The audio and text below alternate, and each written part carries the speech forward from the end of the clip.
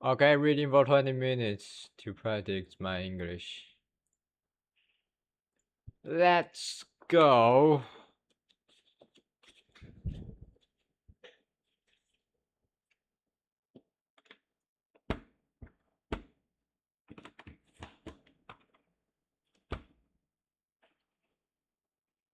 Okay, let me see. Okay, a week later, Harry, Ron, and Hermione were walking across the entrance hall when they saw a small knot of people gathered around the notice board, reading a piece of parchment that had just been pinned up. Simmons, Finnegan, and Dim Thomas. I don't know.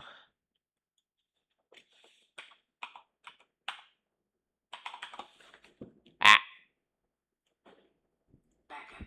backhand. Okay, backhand them over, looking excited. They are starting a dueling club. Dueling, says Simmons. First meeting tonight. I wouldn't mind dueling lessons. They might come in handy one of these days. What? You reckon Slimstream's monster can duel? Said Ron, but he too read the sign with interest. Could be useful, he said to Harry and Hermione as they went into dinner. Shall we go? Shall we go? No. What the hell? Shall we go? Harry and Hermione were all for it. So at 8 o'clock that evening they hurried back to the great hall. The long dining tables had vanished and a golden stage had appeared along one wall, lit by thousands of candles floating overhead. The ceiling was what?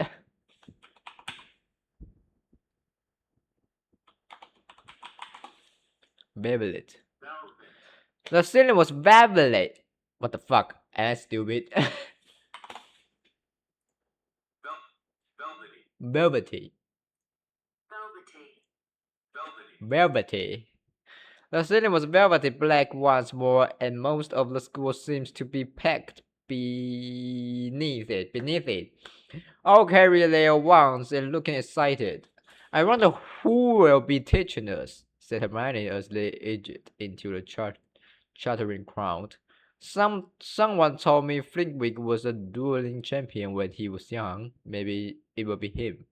As long as it's not, Harry began, but he ended on the ground. Glengarry Lockhart was walking onto the stage, resplendent.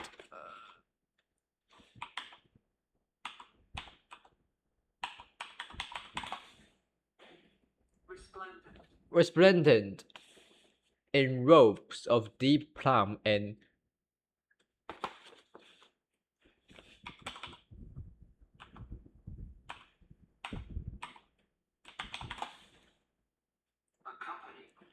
accompanied by none other than Snape, wearing his usual black.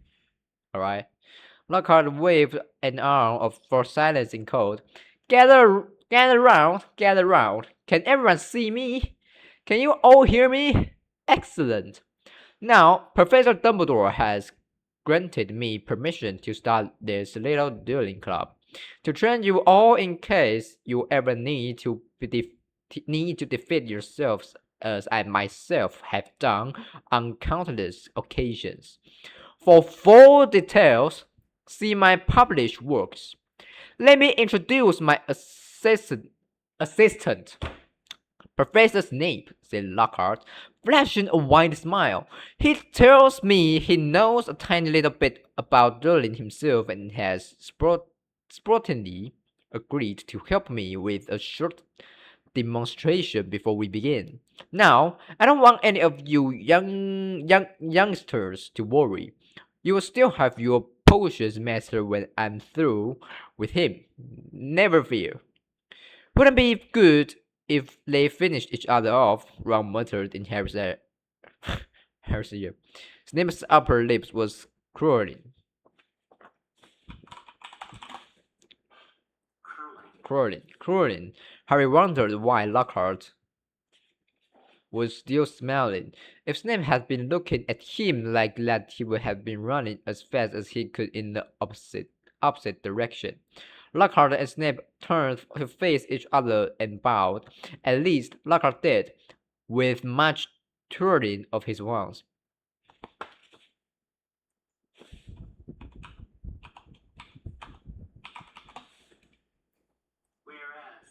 Whereas Snape jerked his hand. God damn it.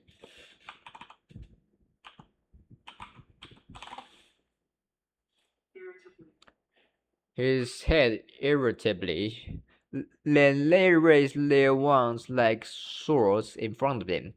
As you see, we are holding our wands in the accepted combative position, Lockhart told the silent crowd. On the count of three, we will cast our first spells. Neither of us will be aiming to kill, of course. I wouldn't bet on that, Harry murmured, watching Snape burrowing his teeth. 1, 2, 3.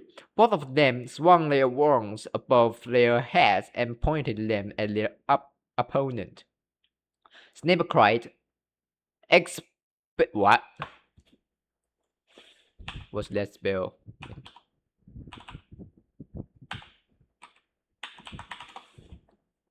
Alright, that's not the word.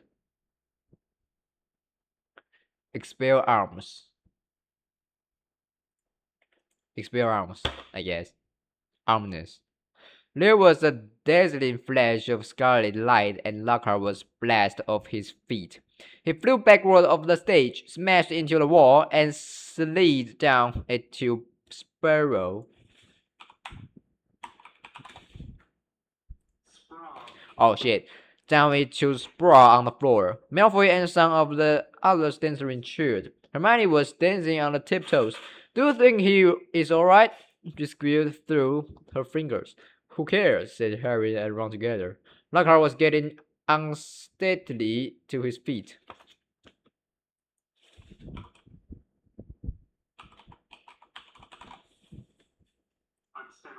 Unsteadily to his feet. His hat had fallen off and his wavy hair was standing on end. Well, there you have it, he said, tottering back onto the platform.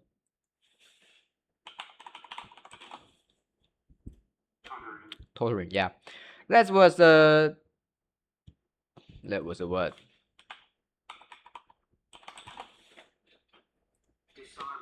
That was a disarming charm. As you see, I've lost my wand. Thank you, Mr. Brown. Yes, an excellent idea to show them that, Professor Snape. But if you don't mind my saying so, it was very obvious what you were about to do. If I had wanted to stop you, it would have been only too easy. However, I feel it would be instructive to let them see. Snape was looking murder. Bro.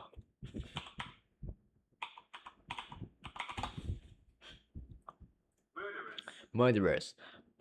Possibly Lockhart had noticed, because he said, Enough! Demonstrated.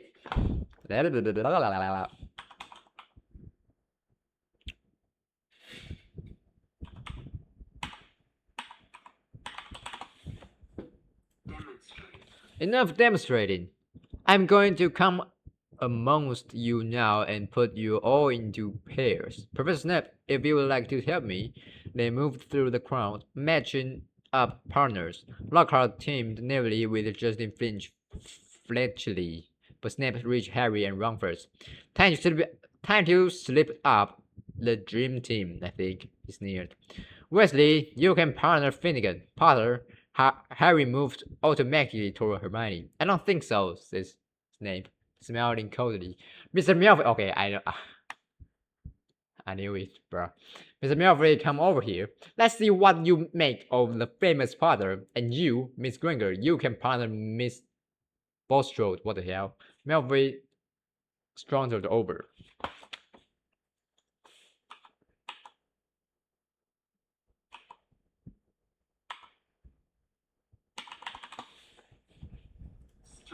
strutted over. Smirking, behind him walked a slim girl who reminded Harry of a picture he would seen in Holidays with Hikes.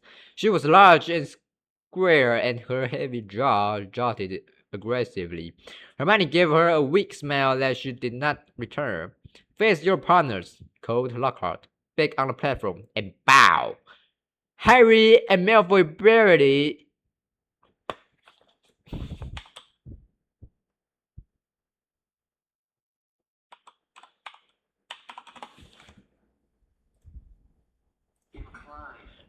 inclined their heads, not taking their eyes off each other.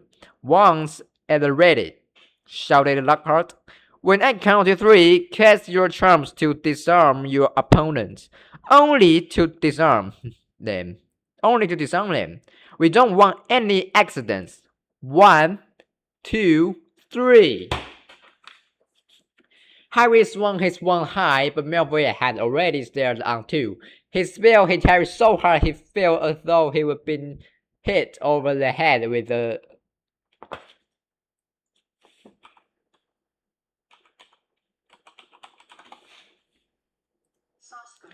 saucepan. He stumbled, but everything still seemed to be working, and wasting no more time, Harry pointed his wand straight at Malfoy and shouted, Reduce. What the fuck is that shit, man?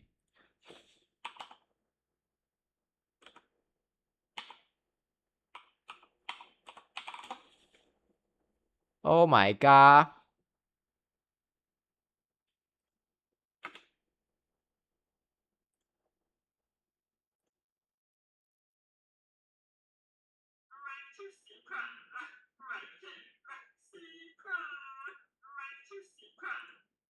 The fuck is this?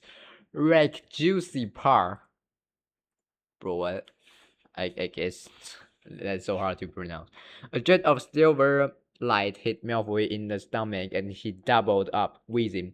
I said, disarm only! Lockhart shouted in alarm over the heads of the battling crowd. As Malfoy sank into his knees, Harry had hit him with a tinkling charm, and he could barely move for laughing. Harry hung back with a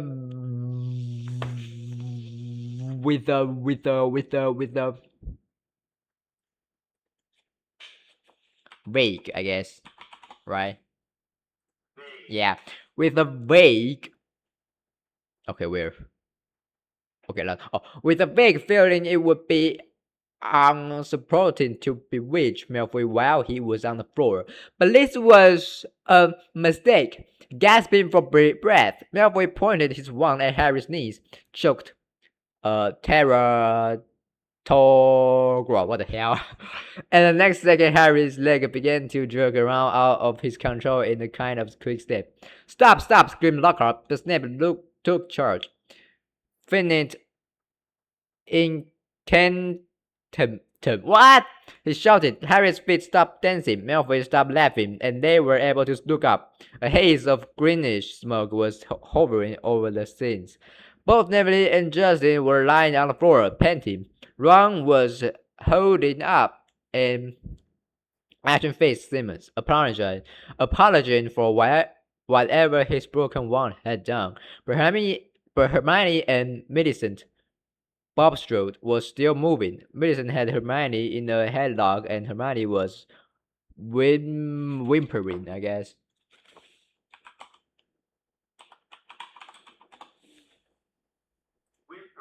Whimpering in pain. Both their wands lay forgotten on the floor. Harry leaped forward and pulled Millicent off. It was difficult. She was a lot bigger than he was. Dear, dear, said Lockhart, skittering through the crowd, looking at the aftermath of the duels. Up you go, Macmillan. Careful there, Miss Fawcett. Pinch it hard. It will stop bleeding in a second, but I think I would better teach you how to block unfriendly spells, said Lockhart, standing flustered.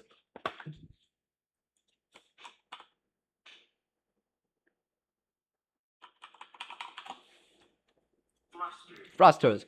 Standing flustered in the midst. Okay, fine, motherfucker. Standing flustered in the midst of the hall, he glanced at Snape, whose black eyes glinted, and looking quickly away. Let's have a volunteer pair.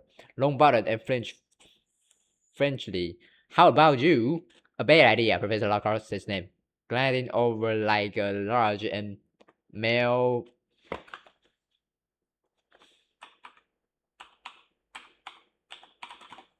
Oh shit.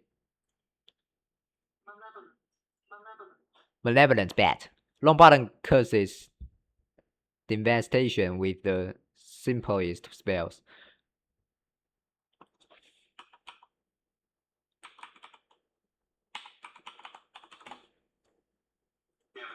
Devastation with the simplest spells. We'll be sending what's left unflinchingly up to the hospital wing in the matchbox. Nevertheless, round, pink face went pinker. How about Malfoy and Potter? Said Snape with a twisted smile. Excellent idea, said Lockhart. What?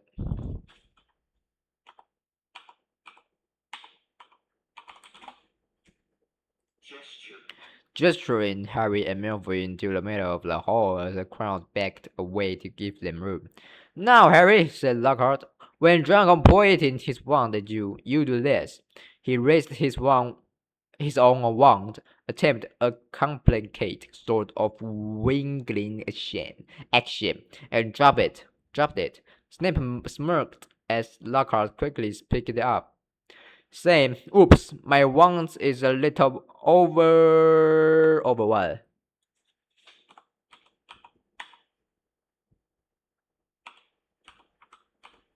Overexcited? Oh yeah, yeah. A little overexcited. Snape moved closer to Malfoy, bent down, and whispered something in his ear. Malfoy smirked too. Harry looked up nervously at Lockhart and said, Professor, could you show me that blocking thing again? Scared? Murdered Malfoy, so that Lockhart couldn't hear him. You wish, said Harry out of the corner of his mouth. Lockhart. Okay. Maybe I pronounced his name wrong all along. Lockhart coughed Harry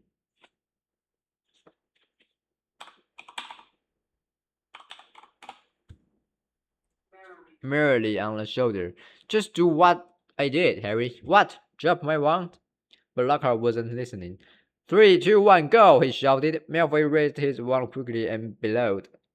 Serpensortia, what the hell? The end of his wand exploded. Harry watched.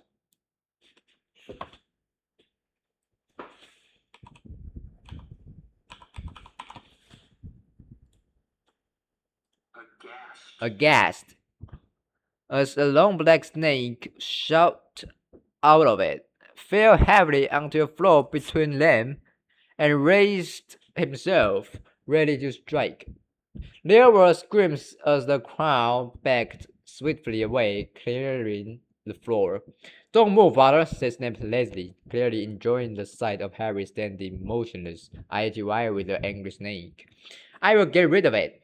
Allow me, shouted Lockhart. He brandished his wand at the snake, and there was a loud bang. The snake, instead of vanishing, flew 10 feet into the air and fell back to the floor with a loud smack. Enraged, he hissed furiously. It slithered straight toward Justin Finchley and raised itself again.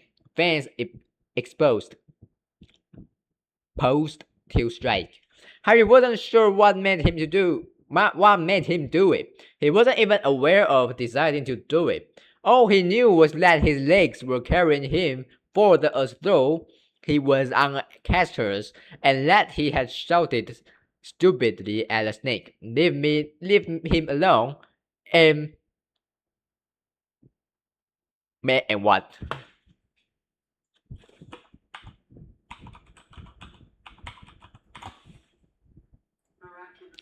And miraculously, okay.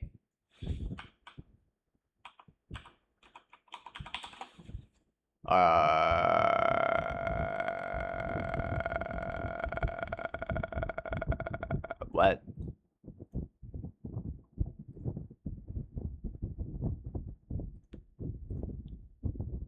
Wait, what? Oh shit, I'm stupid. I spelled it wrong. Bruh.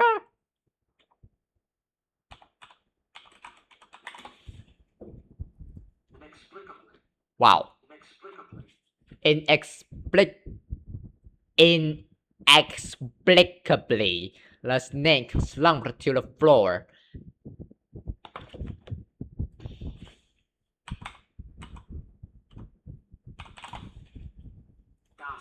Dazzled as the thick black garden hose.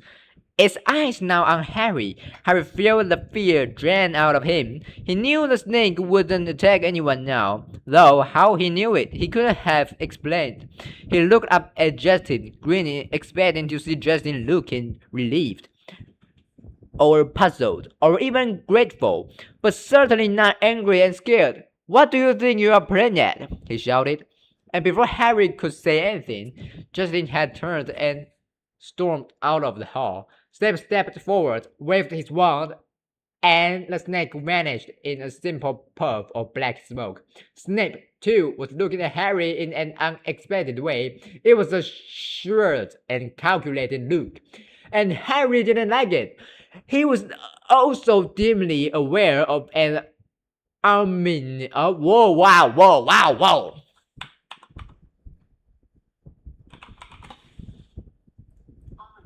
Animals muttering all around the walls. Then he felt a tugging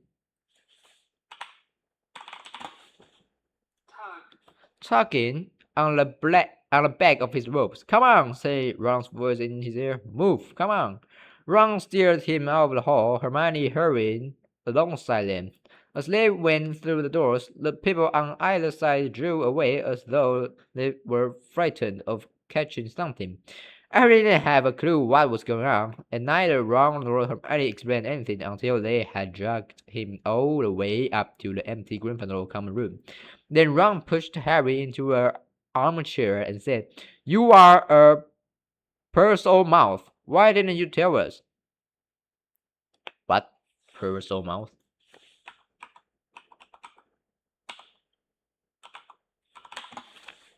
I don't know. It's like some kind of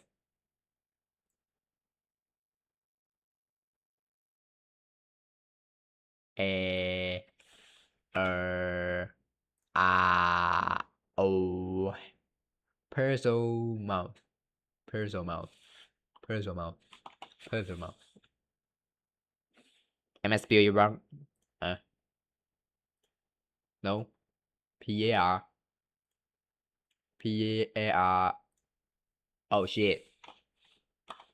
It's yellow. Okay. Okay, whatever. Purse-o mouth? Why did you tell us? I'm a what? Said Harry. A Purse-o mouth. I don't know how to spell that shit. Said Ron. You can talk to snakes. I know, said Harry. I mean, that's only the second time I've ever done it. I accidentally set a boa constrictor on my cousin Dudley at the zoo once. Long story, but it was telling me it had never seen Brazil, and I sort of set it free without meaning to. That was before I knew I was a wizard.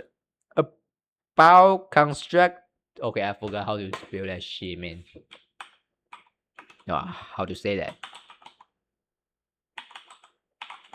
Oh, bleh.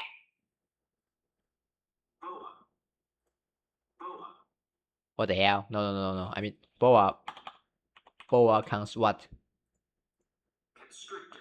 Boa constrictor told you it had never seen Brazil.